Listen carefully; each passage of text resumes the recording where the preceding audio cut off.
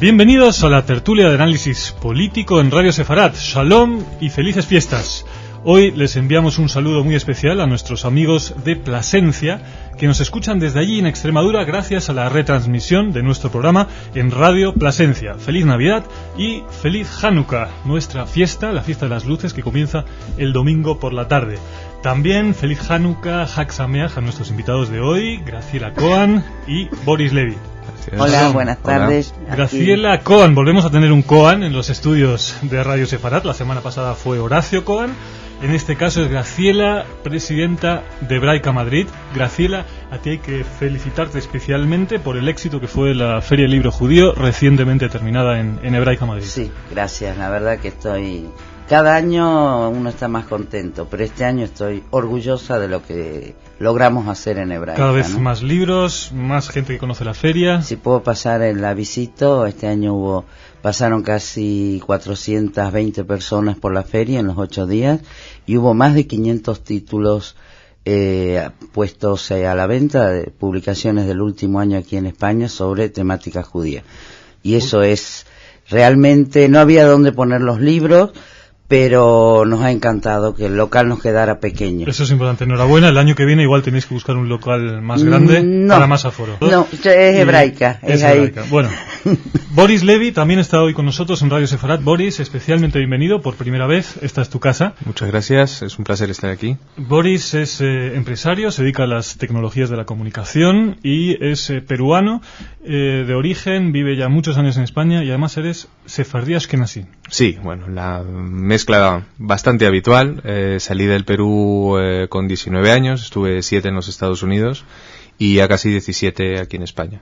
Muy bien, pues bienvenido, Boris. Los temas de la semana son los siguientes. Hemos elegido 2 temas: los tentáculos del islamismo radical en España y el escenario preelectoral en Israel y Palestina, donde parece ser que va a haber elecciones en enero y en marzo en Israel. Esta semana detención de 15 personas, entre ellas 3 imanes en Málaga, Nerja, Lleida, Palma de Mallorca, formaban parte de una célula destinada a reclutar y enviar voluntarios para cometer acciones terroristas en Irak. Boris, Graciela, tenemos otra vez noticia, un indicio claro de la espesura, las profundidades de esta red que existe desde hace mucho tiempo ya en España, antes incluso del 11 de marzo, y tomamos nota, ¿no? La red está muy extendida. Yo creo que el 11 de marzo fue una señal roja que se encendió y no es que ahora ellos estén actuando, hay gente que lleva muchísimos años en España.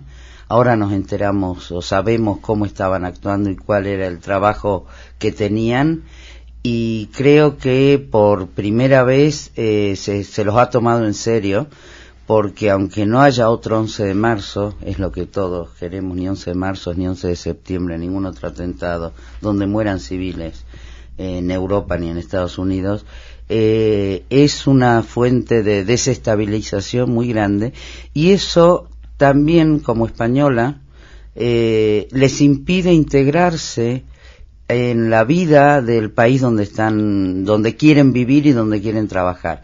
Esto es una llamada de atención. El terrorismo no tiene cabida, no solo en España, no tiene cabida en ningún lugar del mundo, y para aquellos que quieran seguirlos, bueno, esto es decirles, no podrán. No los dejaremos. 85 detenidos solamente en el año 2005 y desde el 11 de marzo 200 personas. Vuelve a estar otra vez el tema de que separar. Claramente hay un islam moderado y otro islam radical, y desde luego es importante el no confundirlos, no solamente porque sea una cuestión de corrección política, pero también echamos de menos las condenas explícitas de los moderados, ¿no? Es decir, una condena de ellos hacia los islamistas radicales en las mezquitas. Sí, lo que ocurre es que yo siempre cuando escucho la palabra moderado me saltan un poco las alarmas. Yo creo que el llamar a una persona moderada o no de cara a las ideas puede tener mucha arbitrariedad. Yo creo que la convivencia se basa en un mínimo común denominador que nosotros aceptamos. Podemos ser muy diversos, pero si aceptamos ese mínimo común denominador, podemos convivir todo lo diferente que queramos ser. Estamos hablando de musulmanes que profesan tranquilamente su religión y que no incitan al odio desde sus lugares de culto, ¿no? Una vez que ese mínimo común denominador se cumple, todos podemos estar de acuerdo en muchísimas cosas, ¿no? Lo que ocurre es cuando hay parte de la sociedad que no quiere cumplir con ese mínimo común denominador de respeto a las libertades, de respeto a las personas y, lógicamente, de no conspirar contra esas libertades. Yo creo que aquí nos estamos dando cuenta que hay células que quieren conspirar contra la libertad y contra la paz que todos queremos, y yo creo que disfrutando de la paz y de la libertad, ¿no? Por supuesto, de los países donde viven. Haciendo uso de todo lo que ponemos a su alcance. Exacto. Llámense desde subvenciones hasta tecnología, hasta tranquilidad de hacer lo que les plazca. Y es ahí donde creo que es importante estas detenciones, en que se haga cumplir la ley, independientemente de dónde venga o de la ideología que venga, mientras que se haga cumplir la ley, que nadie conspire haciendo uso de nuestras ventajas contra esta convivencia, pues me parece fundamental, ¿no? Obviamente contra el terrorismo se lucha policialmente, pero también hay opiniones de que tal vez hay un error de base en ¿no? Se habla de un multiculturalismo bien intencionado, que ha habido demasiada laxitud, demasiada tolerancia. Es decir, ¿hay alguna otra forma de luchar contra el islamismo radical? Mira, cuando hablan, como comentaba Boris recién, o sea, el islamismo moderado o terrorismo moderado, o se es terrorista o no se es, o sea, no se pueden contar por cuántos civiles matan. Islam moderado, Islam radical. Terrorismo e Islam. No creo que tengamos que usar el término moderado. Y respecto al multiculturalismo, como no les exijamos un mínimo de comportamiento dentro de los países, ahora que acabas de hablar, tengo presente esos 10, 12 días de Francia, ¿no? O sea, un mínimo de que están aquí porque realmente en sus países no pueden trabajar por problemas económicos, políticos, sociales, porque acá se vive en libertad, o sea, toda una serie de condicionantes, que no lo usen para el mal. O sea, yo creo que habría... está bien, el español tampoco estudia la Constitución, a menos que estudie Derecho. Yo creo que los que venimos de América Latina, venimos de tener durante todo el secundario una materia llamada Educación Democrática, imagino que en Perú también, porque es costumbre americana, donde estudiamos la Constitución de nuestros países. Y aquí nadie conoce la Constitución. Ahora todo el mundo habla del artículo 1 y 2 por el famoso Estatuto de Cataluña. Entonces todo el mundo sabe el Estatuto 2, nada más, digamos, ¿no? ¿Cataluña es una nación o no es una nación? Yo creo que a la gente a los que no somos españoles, porque llevo 28 años aquí. Tú tienes ya tu nacionalidad, ¿no? Sí, llevo 28 años. En un año más voy a tener la misma cantidad de años en Argentina que aquí. Deberían conocer la Constitución, que no es solo un papelito con una serie de nombres y artículos, sino qué es lo que dice, ¿no? Y ya uniéndolo al judaísmo, no hagas a los demás lo que no quieres que te hagan a ti, ¿no? Pero ¿cómo? Es decir, tú dices que hay que aplicar la ley, evidentemente. Había una propuesta hace un año, se habló después del 11 de marzo, de alguna manera estudiar o vigilar los sermones en las mezquitas. Boris, ¿tú te acuerdas de aquella propuesta? Nunca, no prosperó. Yo creo que lo que no se puede es separar a las mezquitas. Eso me parecería que no es propicio de una sociedad libre y democrática. Es decir, lo que se debe es luchar contra la incitación en cualquier lugar. Tan malo es un profesor de colegio que incite al maltrato o que incite a la discriminación entre hombres y mujeres, que alguien que esté incitando hacia el odio a la libertad en cualquier contexto. Entonces, partiendo de ahí, yo creo que sí tiene que haber un movimiento social, esto no es ni policial ni político, en contra de lo que llamaríamos atentados contra la libertad y la convivencia, que pueden ser verbales, que pueden ser, lógicamente, mucho más nocivos cuando causan muertes. Pero la incitación al odio es un delito tipificado en el Código Penal, pero para eso tienes que conocer qué se dice desde los púlpitos de las mezquitas, ¿no? Tienes que conocer, tienes que traducirlo. Después del atentado del 11 de marzo, que había unos cuantos papeles donde más o menos se estaban dando pistas. Lo que dijeron, creo, en el CECID era que no había suficiente personal para traducirlo y que no pensaron, ¿no? O sea, ahora me imagino que cada palabra en árabe, en hebreo, en otro idioma que no sea el castellano estará siendo estudiado.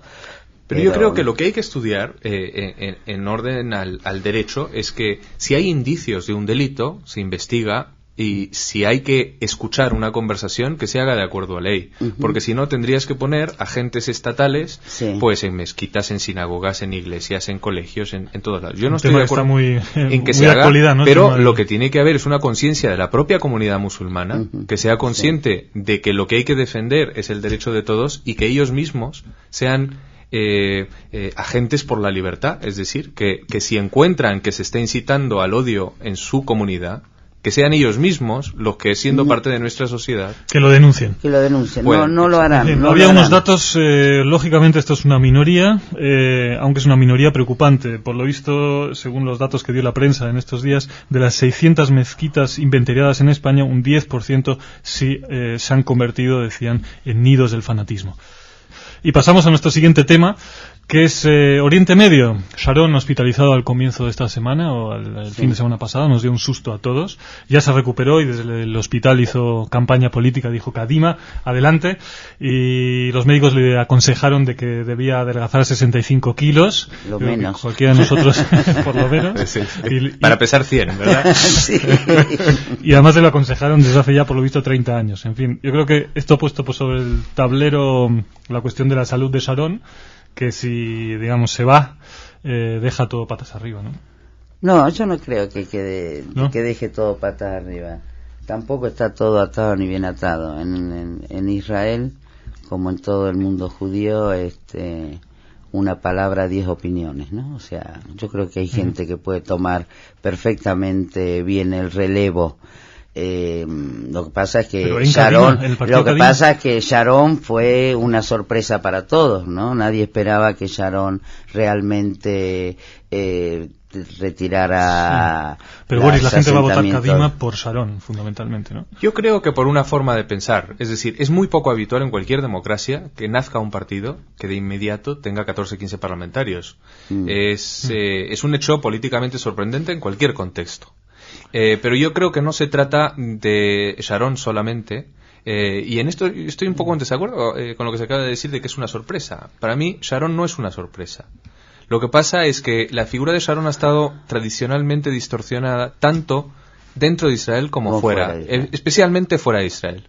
Yo creo que él ha seguido una línea y quienes están ahí, lógicamente, no son segundones que están siguiéndole a Sharon. Yo creo que están siguiendo un concepto de que hay que ser pragmático en cuanto a los intereses de Israel a la hora de solucionar los problemas y a la hora de decir, bueno, de esto nos podemos retirar porque debemos, porque es lo mejor para el Estado. Porque es el momento. Precisamente esta semana fue elegido en las primarias de lo que quedó del Likud, ¿no? Benjamin Netanyahu, un partido que ha perdido muchísimo con la huida o con la salida de Sharon de ese partido. Los sondeos le dan 12 o 15 escaños, antes tenía 40 en un parlamento de 120. Y pero también hasta marzo falta bastante. Falta tiempo, pero los analistas dicen que realmente tanto el Likud, y esto es interesante, como Al-Fatah pagarán un alto precio en las elecciones próximas, tanto en las palestinas, el Al-Fatah, como en las israelíes, el Likud, por no haber adaptado sus ideologías a los tiempos. ¿Qué os parece un poco ese paralelismo que se ha establecido entre Likud y Al-Fatah? Sí, lo que pasa es que yo creo que es correcto lo que dice. Cuando estuve en Israel hace ya más de un año hablando con unos primos míos que viven allí, me decían, el problema que tenemos aquí en Israel es que no sabemos a quién votar. Pero no sabemos a quién votar simplemente por las edades de los dirigentes, ¿no? Y eso los ponía mal. Claro, él hablaba de Sharon y Pérez, digamos, ¿no?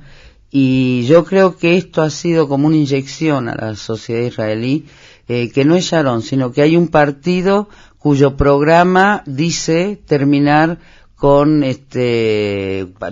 intentar llevar adelante un tratado de paz, ¿no? O sea, tener por fin amplio diálogo con la sociedad palestina. Y eso creo que ha sido la inyección. Si es, aunque es el discurso más o menos de Pérez y todos, creo que se ha hecho con fuerza y en este momento ese discurso ha calado en la sociedad israelí.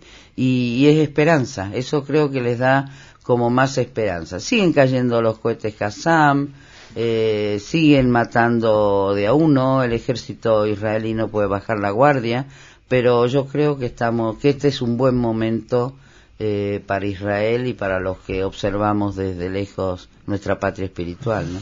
Ahora, obviamente, del lado palestino también hay grandes problemas. Lógicamente no son los mismos los que tiene el Fatah. Yo creo que peores. Son problemas gravísimos. La división que hay entre la vieja guardia y la nueva, el auge actualmente del integrismo de Hamás, que justamente es un problema, y es posible que se aplacen las elecciones por eso. Se ha dicho que el posible aplazamiento de las elecciones palestinas se debe, sobre todo, a que interesa tanto al gobierno israelí como a Abbas porque actualmente la victoria, por lo menos un amplio porcentaje de los escaños, será para Hamás. Sin duda, y no nos tenemos que ir muy lejos. Aquí mismo, pues los extremismos intentan marcar la agenda política de todo un país.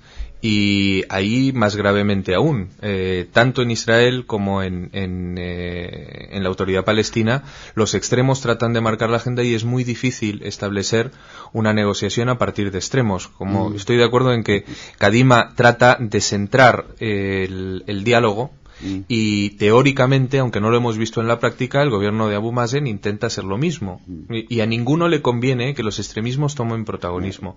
Claramente es mucho más difícil en las elecciones palestinas evitar que el extremismo, que se vale de un argumento falso de que las dificultades se resuelven con más extremismo, es mucho más difícil impedir que ellos ganen terreno sin que haya pues un vuelco muy grande que todavía no se puede dar en poco tiempo y que se va a dar pues lógicamente. Sí. Ahora, ¿os imagináis una mayoría integrista en el Parlamento palestino? No, ¿qué consecuencias tendría eso? No va, yo no creo que llegue a haber allí una mayoría. Yo siempre pensé, y creo no ser muy ilusa, que el pueblo palestino quiere por fin tener su Estado, quiere tener dirigentes, iba a decir normales, dirigentes que sean políticos y que le interese más su Estado que su estatus personal. Y no, así como Israel no lo acepta, creo que Hamás es una célula terrorista. No creo que pueda aceptar, ni la comunidad internacional pueda aceptar un parlamento con mayoría de terroristas, le pongamos el nombre que querramos ponerle. Hay división en la sociedad israelí. Curiosamente, una encuesta de la Universidad Hebrea de Jerusalén revelaba esta semana que el 50% estarían a favor de negociar con Hamás si llegaran al poder y un 47% que no. La sociedad israelí quiere la paz. Lo que quieren en Israel es vivir en paz, subir a los autobuses y saber que no los van a volar, que los hijos van a salir y van a volver. Yo lo que creo que la pregunta debe haber estado mal planteada. Quieren negociar con cualquiera, negociamos con cualquiera que nos garantice nuestra vida normal de cualquier otro estado del mundo. Yo creo que es eso. O sea, no sé cómo plantearon la encuesta. ¿Negociaría usted con los terroristas? No tengo las preguntas concretas. Pero lo que haga falta es al final exacto, lo que uno quiere. Y lo que tenemos que exacto. intentar es que yo creo que eso, cuando has mencionado lo de las edades a la hora de votar, yo creo que la sociedad israelí quiere mirar más al futuro y menos al pasado, que es algo que tendemos a hacer demasiado, y que en la sociedad palestina se tiene que dar lo mismo, es decir, mirar más al futuro que al pasado para conseguir solucionarlo. Desde luego, es de esperar, pero el 20% en que ha aumentado la expectativa de voto de Hamás no nos hace ser demasiado optimistas en ese respecto. Es decir, quizás con el tiempo también hay cuando más... dejen de tener miedo, cuando deje de la sociedad palestina, cuando deje de tener miedo a expresarse y a votar, pues parece mentira, pero todavía para un palestino, digamos, de la calle, para hablar, tiene que venir a un encuentro aquí en Toledo, o fuera del Estado palestino, o fuera de Israel. Cuando dejen de tener miedo, cuando comprendan lo que es tener un Estado y tener un gobierno menos corrupto o menos mirado en sí mismo. Yo creo que no. Yo quisiera que hablaran las madres, no esas madres que les pagan para que hablen en la televisión, que están orgullosas de que su hijo se haya matado, ¿no? De crear un paraíso de asesinos. Sí, de hecho hay una asociación de madres israelíes y palestinas por la paz. Exacto. Es una de Graciela las asociaciones. Cohen, Boris Levy, se nos ha ido el tiempo una vez más, ha sido un placer charlar con vosotros. Os deseo que encendáis bien y con todo el sentido y su simbolismo esa primera vela. La luz de Hanukkah nos ilumine a todos. Exactamente, así dice nuestra tradición, que un haz de luz tiene el poder de disipar una enorme oscuridad. Shalom. Shalom. Gracias por su atención y hasta la semana que viene. Gracias también. Shalom. Adiós.